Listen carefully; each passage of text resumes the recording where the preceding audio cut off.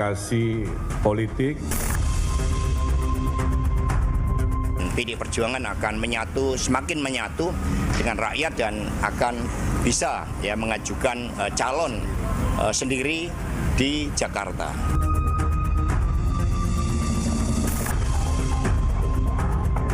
Sebesar-besar pohon, kalau melawan tukang kayu atau rumbang juga. Pohon beringin, pohon jati, bisa gede banget tuh. Tapi kalau udah ketemu tukang kayu, jadi perabot lu. Urusan Pak Erlangga itu urusan internal partai. Silahkan ditanyakan kepada Golkar, kepada Pak Erlangga. Ada cawe-cawe itu Golkar, Bapak bantah ya Pak ya? Tidak ada.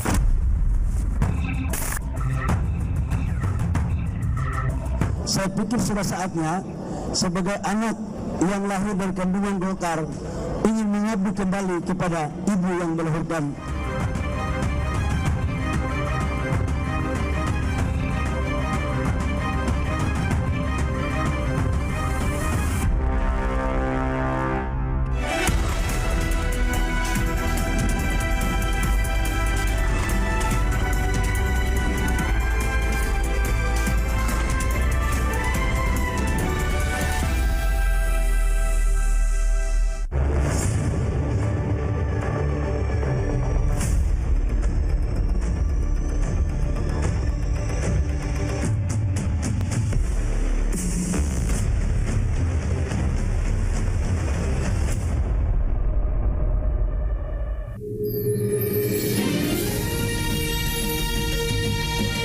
Disiarkan langsung dari studio MNC Conference Hall Ainus Tower, Jakarta. Inilah Rakyat Bersuara bersama Aiman Wicaksono.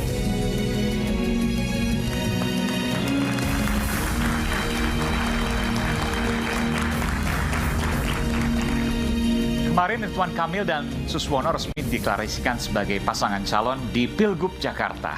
Dan malam ini adalah detik-detik penentuan bagi Partai Golkar. Ketua Umum baru pengganti Erlangga Hartarto ditentukan pada malam hari ini. Dan beberapa jam lalu kita juga mendengar ada putusan Mahkamah Konstitusi yang mengubah seluruh konstelasi Pilkada 2024. Di mana ambang batas pencalonan menjadi diturunkan 7,5% perolehan suara nasional. Bagaimana kemudian peta politik ke depan? Buyarkah semua? Jakarta misalnya yang tadinya hanya diperkirakan antara Ridwan Kamil Suswono versus Dharma Pongrekun ya, dan pasangannya, sekarang PDI Perjuangan punya punya kesempatan untuk mengusung calonnya. Siapakah itu? Kemungkinan besar adalah Anies Baswedan. Bagaimana peta keduanya, baik Golkar maupun Pilkada setelah putusan MK yang berubah secara radikal? Kita simak Rakyat Bersuara malam ini bersama saya, Aiman Wicaksono.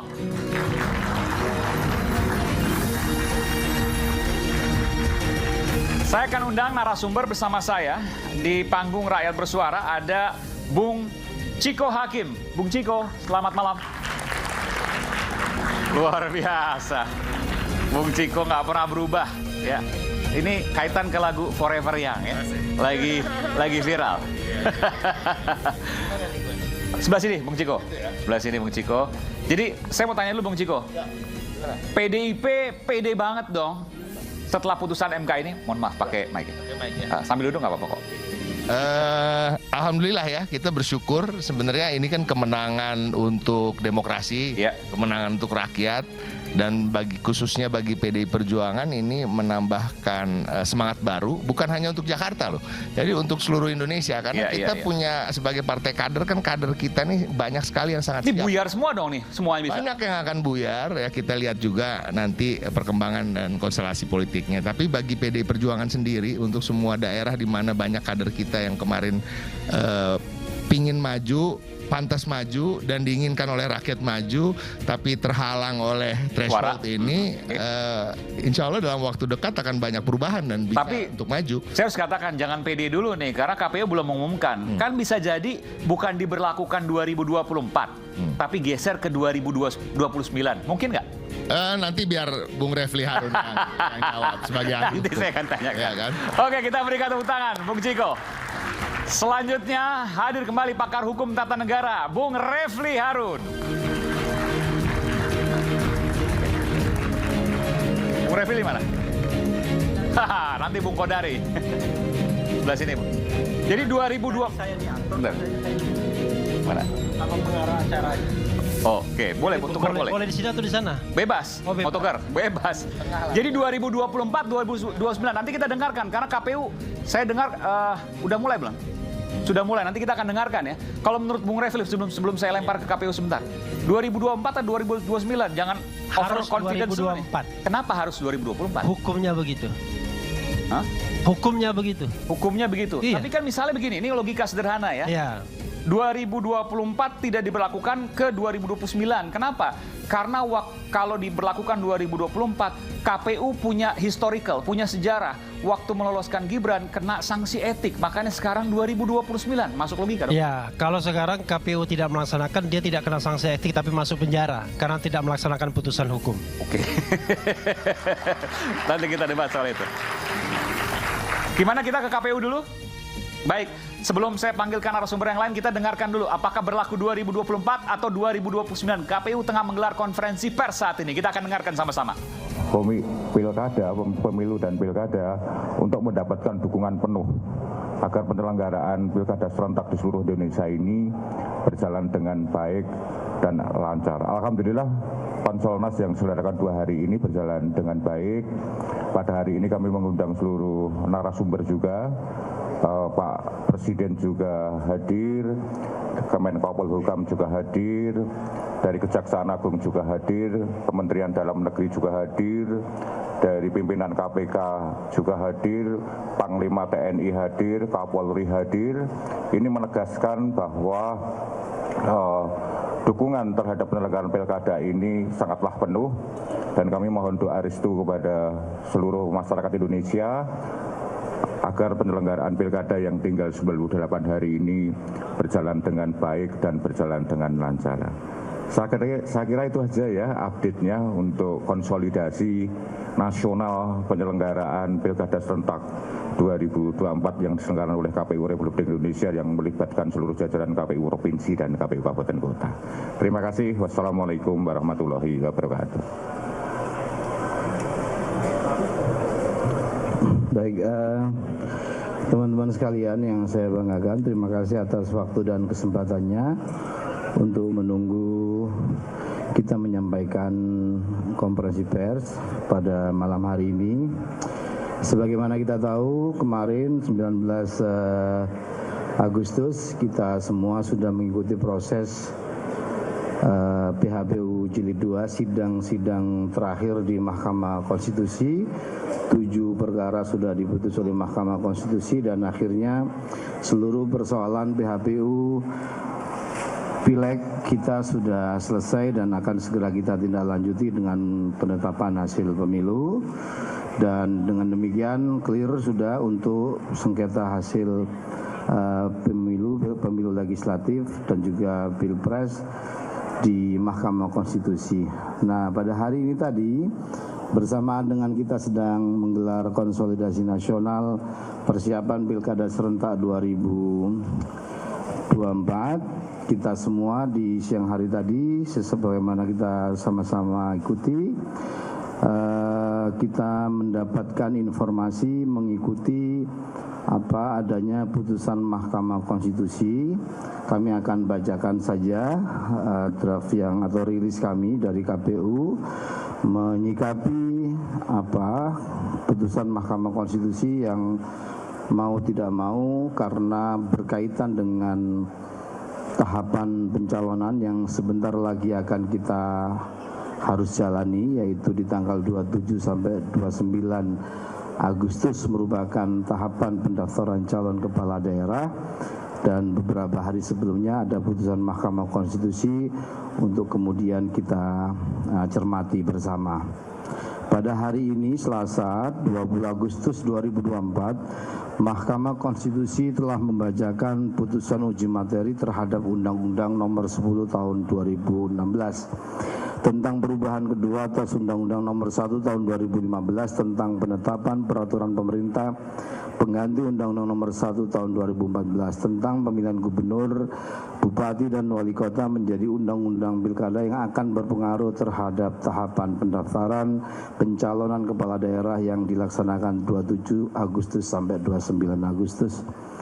Dalam hal ini terdapat beberapa putusan Mahkamah Konstitusi yang secara substansi akan berpotensi merubah persyaratan pencalonan kepala daerah sebagaimana diatur dalam Peraturan KPU Nomor 8 Tahun 2024 tentang pencalonan gubernur dan wakil gubernur, bupati dan wakil bupati, wali kota dan wakil wali kota sebagaimana di PKPU 8 2024, yaitu putusan nomor 60/PU/22/2024 yang dimohonkan oleh Partai Buruh dan Partai Gelora terkait dengan penafsiran konstitusional Mahkamah Konstitusi terhadap ketentuan pasal 40 ayat 1 Undang-Undang Pilkada yang secara tekstual diatur juga dalam pasal 11 ayat 1 PKPU 8 2024 sebagaimana yang dituangkan dalam amar putusan terkait dengan persyaratan partai politik atau gabungan partai politik dapat mendaftarkan pasangan calon jika telah memenuhi persyaratan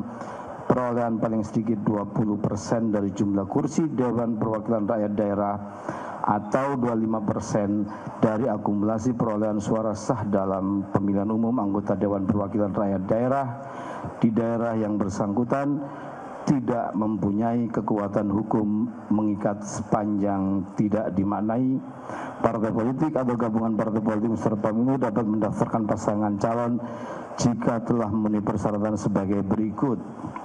Untuk mengusulkan calon gubernur dan calon wakil gubernur, A. Provinsi dengan penduduk termuat dalam DPT sampai dengan 2 juta jiwa, partai politik atau gabungan partai politik peserta pemilu harus memperoleh suara sah paling sedikit 10% di provinsi tersebut.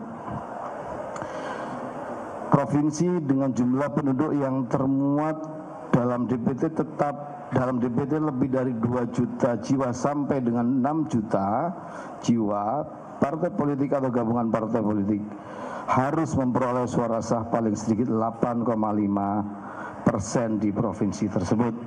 C. Provinsi dengan jumlah penduduk yang termuat pada DPT lebih dari 6 juta jiwa sampai dengan 12 juta jiwa, partai politik atau gabungan partai politik peserta pemilu harus memperoleh suara sah paling sedikit 7,5% di provinsi tersebut. D. Provinsi dengan jumlah penduduk yang termuat DPT-nya lebih dari 12 juta jiwa, partai politik atau gabungan partai politik peserta pemilu harus memperoleh suara sah paling sedikit 6,5% di provinsi tersebut. Untuk mengusulkan calon bupati dan wakil bupati, calon wali kota dan wali kota, A. Kabupaten kota dengan jumlah penduduk termuat pada DPT tetap pada DPT dengan 250.000 jiwa, partai politik atau gabungan partai peserta pemilu harus memperoleh suara sah paling sedikit 10% di kabupaten kota tersebut. B. Kabupaten kota dengan jumlah penduduk yang termuat pada daftar pemilih tetap 250.000 sampai dengan 500.000 jiwa, partai politik atau gabungan partai politik peserta pemilu harus memperoleh suara sah paling sedikit 8,5% di kabupaten kota tersebut. C. Kabupaten kota dengan jumlah penduduk yang termuat pada daftar pemilih tetap lebih dari 500.000 sampai dengan 1 juta jiwa, partai politik atau gabungan partai politik peserta pemilu harus memperoleh suara sah paling sedikit 7,5% di kabupaten kota tersebut. D. Kabupaten kota dengan jumlah penduduk yang termuat dalam DPT lebih dari 1 juta jiwa, partai politik atau gabungan partai politik harus memperoleh suara sah paling sedikit 6,5% di kabupaten kota tersebut. Teman-teman sekalian, selain itu Mahkamah Konstitusi juga membatalkan pasal 40 ayat 3 Undang-Undang Pilkada yang mengatur dalam hal partai politik atau gabungan partai politik mengusulkan pasangan calon menggunakan ketentuan perolehan paling sedikit 25% dari akumulasi perolehan suara sah sebagaimana dimaksud pada ayat 1. Ketentuan itu hanya berlaku untuk partai politik yang berhak kursi di Dewan Perwakilan Rakyat Daerah yang secara tekstual diatur dalam pasal 11 ayat 3 PKPU 8 2024. Kedua, putusan Mahkamah Konstitusi nomor 70 PUU Strip 22 Romawi garing 2024 terkait dengan persyaratan batas usia calon kepala daerah yang diatur dalam pasal 7 ayat 2 huruf C Undang-Undang Pilkada yang harus dipenuhi dalam proses pencalonan yang bermuara pada penetapan calon sebagaimana yang dituangkan dalam pertimbangan putusan Mahkamah Konstitusi di halaman 50. Sedangkan saat ini berdasarkan pasal 15 PKPU 8 2024 pemenuhan batas usia calon kepala daerah dihitung sejak pelantikan pasangan calon terpilih yang sebelumnya rumusan ketentuan tersebut merujuk pada putusan Mahkamah Agung nomor 23 garing P garing HUM garing 2024. Mengingat kedudukan putusan Mahkamah Konstitusi adalah self-executing, segera berlaku tanpa merubah undang-undang. Dalam hal ini, teman-teman sekalian, KPU mengambil langkah-langkah sebagai berikut. Pertama, kami akan mengkaji lebih detail lagi salinan putusan Mahkamah Konstitusi tersebut, lebih komprehensif lagi untuk memahami secara utuh persyaratan calon kepala daerah yang konstitusional pasca putusan Mahkamah Konstitusi. Yang kedua, kami akan melakukan konsultasi dengan DPR dan pemerintah dalam rapat dengar pendapat terkait dengan putusan Mahkamah Konstitusi tersebut dan segera kami akan bersurat resmi ke Komisi 2 atau DPR. Yang ketiga, kita menyosialisasikan kepada partai politik terkait adanya putusan. Baru saja kita dengarkan tadi pengumuman dari Komisi Pemilihan Umum KPU terkait dengan putusan Mahkamah Konstitusi. Tadi saya pikir sudah ada keputusan, tapi ternyata masih ingin mengkonsultasikan. Artinya masih gantung nih. Kalau ada dua tadi, yang pertama soal bagaimana persyaratan pilkada itu turun ya. Untuk Jakarta misalnya hanya perlu 7,5% untuk kemudian mengajukan. Di situ konsekuensinya atau dampaknya adalah Anies Baswedan bisa dimajukan lewat PDI Perjuangan satu partai saja, betul ya? Yang kedua tadi konsekuensi dari usia, yakni yang akan berimplikasi pada Kaisang Pangarep yang ketika nanti diberlakukan maka kemungkinan, saya juga nggak tahu, nanti saya akan tanya, maka ia terganjal, tidak bisa maju, yang kabarnya akan maju di Pilkada Jawa Tengah bersama dengan Ahmad Lutfi. Apakah itu yang nanti akan menjadi dampak dari putusan MK ketika diberlakukan 2024 ini? Atau putusan MK nanti menurut KPU akan diberlakukan baru 2029. Tidak ada yang tahu. Tapi saya akan panggilkan narasumber saya untuk kita juga bahas nanti. Koordinator Relawan Anies Baswedan, Iwan Tarigan. Bung Iwan, selamat malam. Waduh. Persija jadi ya? Iya. Siap. Sini ya. Oke. Bung Iwan, jadi optimis Anies Baswedan bisa maju? Sudah pakai ini. Sudah pakai apa nih? Persija, bukan Anies Baswedan. Oh ini Persija ini. Okay. Anies Baswedan Persija kan? Jadi optimis? Optimis. Belum tentu loh, kan 2029 bisa. Aminkan saja, namanya relawan kan harus semangat. Masih amin udah nggak ada. Aminkan saja. Aminkan saja, oke baik. Baik, terima kasih. Hah? Aminkan udah nggak ada, amankan juga nggak ada. Oke baik, amankan. Lanjut. Pengamat politik sekaligus Direktur Eksekutif Indobarometer, Muhammad Kodari. Bung Kodari, kita berikan tepuk tangan. Ini mungkin banyak yang nggak tahu. Judul Rakyat Bersuara hari ini adalah pernyataan dari Bung Kodari. Apa kabar Bung Kodari? Silakan. Bung Kodari di sebelah mana? Iya, sebelah sini Bung Kodari. Oke. Bung Kodari. Ya, jadi, ini saya terkejut juga. Bung Kodari banyak yang mengatakan, banyak yang juga berkesan dekat dengan Pak Jokowi. Tapi kok nekat banget bilang pohon beringin ditebang sama tukang kayu. Itu kan asosiasinya Golkar ditebang oleh tukang kayu, maksudnya kan Pak Jokowi pengusaha mebel ya? Iya. Apakah itu yang dimaksud? Ya itu kan asosiasi. Asosiasi. Iya, imajinasi Anda di luar tanggung jawab saya. Dan sebetulnya kalau ditonton Total Politik itu secara lengkap, pengibaratan yang lebih banyak saya berikan di situ adalah soal kapal Titanic yang menabrak karang. Cuman kan yang punya podcast kan bukan saya, jadi yang ngambil judul itu sebetulnya dari Total Politik, bukan dari saya. Tapi maksudnya bukan Pak Jokowi cawe-cawe di Partai Golkar? Enggak. Jadi Partai Golkar itu adalah partai yang orientasinya selalu kepada penguasa, kepada pemerintah, dan karena itu siapa yang melawan pemerintah itu akan dilawan dari dalam, ditebang dari dalam partai itu sendiri. Oke, jadi ini sekaligus klarifikasi ya? Hah? Sekaligus klarifikasi nih? Enggak juga. Enggak juga. Kan tadi kembali kepada imajinasi masing-masing. Bebas. Saya tidak bertanggung jawab kepada fantasi Anda. Silakan berfantasi masing-masing. Selama fantasinya halal nggak apa-apa. Iya. Selanjutnya ada Bung San Salvator, Waketum, Wakil Ketua Umum Jokowi Mania, Joman. Silakan Bung. Jadi gimana Bung? Anda punya pendapat yang sama juga? Ini imajinasi bisa beda-beda ya, tapi kalau saya katakan pohon beringin ditebang tukang kayu, Anda setuju nggak? Pohon beringin ya, tebang tukang kayu itu perlu. Pohon jati tinggi, pohon beringin besar, tapi kalau ketemu tukang kayu jadi perabot. Ya. Luar biasa nih. Bahwa bukan hanya hari ini, pohon beringin itu diterpa badai. Tapi dia tetap kokoh berdiri dan kuat.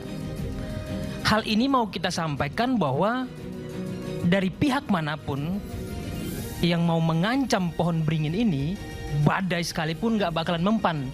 Karena apabila terjadi pergolakan di dalam internal, yang terjadi adalah internal yang sendiri yang tahu. Pihak luar tidak mungkin. Jadi Anda mau mengatakan kalau Pak Jokowi cawe-cawe nggak akan mungkin? Itu udah clear, terbukti hari ini. Ya kan? Tapi media-media beda loh. Ini yang nulis media besar, Tempo, Kompas, itu nulis media besar. Boleh. Ada ancaman hukum. Ini saya harus sampaikan kan? Boleh. Nggak mungkin itu. Perlu kita perlihatkan dengan jelas. Yang perlu kita gambarkan di sini tidak harus Jokowi. Jokowi clear hari ini berbangsa dan bernegara itu clear. Tidak memikirkan partai. Kalaupun dia memikirkan partai untuk kepuasan, hari ini bisa jadi bukan yang ditunjukkan aklamasi, nggak mungkin. Bisa saja dia yang maju paling depan, orang dia masih berkuasa. Hari ini nyatanya tidak. Oke? Hal ini menunjukkan bahwa Jokowi tidak egois. Kalaupun dia egois, jangankan partai-partai yang semua partai bisa diambil alih, tapi tidak diambil alih. Semua partai bisa diambil alih? Bisa. Karena dia punya kekuasaan, tapi tidak diambil alih. Kecuali Golkar, katanya Golkar nggak bisa tadi kan? Nggak. Golkar pun tidak diambil alih. Oh, tapi bisa sebenarnya? Kalaupun bisa atau tidak, ini menunjukkan bahwa kekuatan apalagi yang mau kita lakukan. Oke, baik. Saya sebenarnya mau memisahkan, karena satu narsum saya satu lagi ini harusnya agak jauh nih. Tapi apa boleh buat, karena ada satu kursi kosong, saya panggilkan Bung Rocky Gerung. Atau Rocky kita suruh pilih kursi. Pilih kursi boleh? Boleh pilih kursi. Pilih kursi boleh? Boleh gusur orang Rocky. Kursinya sekarang udah harganya lebih murah dari sebelumnya nih. Kayu duduk situ, saya akan ya. Saya duduk sini kalau. Saya duduk sini ya. Oke. Silakan Bung Rocky. Silakan. Waktu dan tempat dipersilakan. Anda tadi mendengarkan apa yang kemudian disampaikan. Silakan Bung Rocky. Soal tebang-menebang. Tebang-menebang. Kemarin saya baca berita di Detik. Ada seorang pria dilaporkan polisi karena dia menempeleng istrinya. Pria itu bilang, saya menempeleng istri saya karena dia sering memaksa saya untuk melakukan sesuatu. Jengkel pria itu. Ternyata ada seseorang yang diomeli istrinya, dia keluar bawa parang, dia tebang pohon beringin. Maksudnya apa nih? Maksudnya apa? Ini imajinasinya, saya takut salah nanti beda lagi imajinasi sama Bung Kodari. Imajinasi kamu pasti benar. itu punya Bung Rocky. Baik. Oke, nanti kita dengarkan lagi. Ada di luar sana dari arena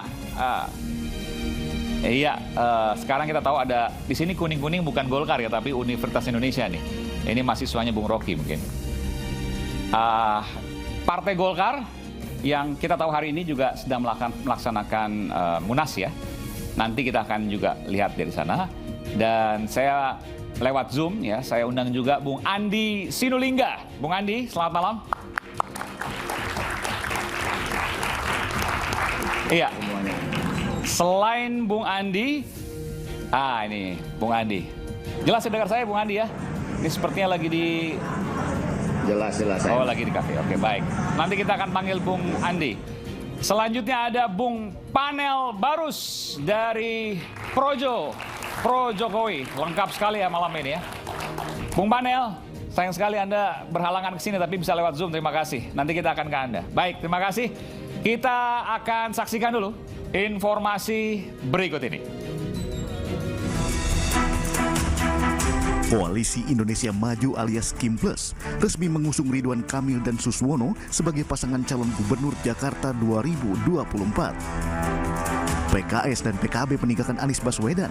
Begitu juga dengan PDI Perjuangan ditinggal sendiri, tak punya teman koalisi.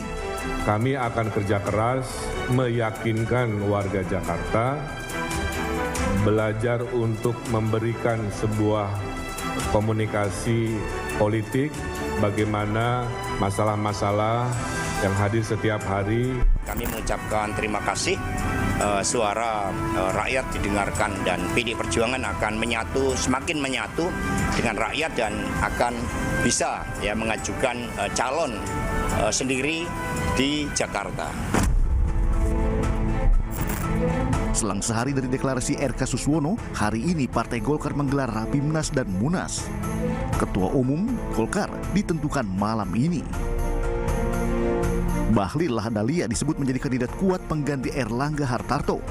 Saya pikir sudah saatnya sebagai anak yang lahir dari kandungan Golkar ingin mengabdi kembali kepada ibu yang melahirkan daripada anak itu. Mundurnya Erlangga Hartarto secara tiba-tiba dicurigai karena adanya intrik politik. Seraya berkelakar, pengamat politik Mr. Q alias Muhammad Kodari secara tersirat menyatakan Erlangga tersandra campur tangan kekuasaan. Sebesar-besar pohon, kalau melakukan kayu atau rumbang juga, beringin. Pohon jati, bisa gede banget tuh, alot. Tapi kalau udah ketemu tukang kayu, jadi prabot lu. Namun, Presiden Jokowi membantah dirinya cawe-cawe Partai Golkar hingga Erlangga mundur dari kursi Ketua Umum. Urusan Pak Erlangga itu urusan internal partai. Di partai itu ada proses, ada mekanisme. Silahkan ditanyakan kepada Golkar, kepada Pak Erlangga. Ini di sini juga ada Golkar, Pak Tito. Tanyakan, jangan kasih, Pak. Saya mencampuri internal partai. Dalam ada cawe-cawe itu Golkar, Bapak bantah ya, Pak? Bapak seperti apa? Tidak ada. Benarkah analogi beringin ditebang tukang kayu adalah cerita nyata atau hanya prasangka belaka?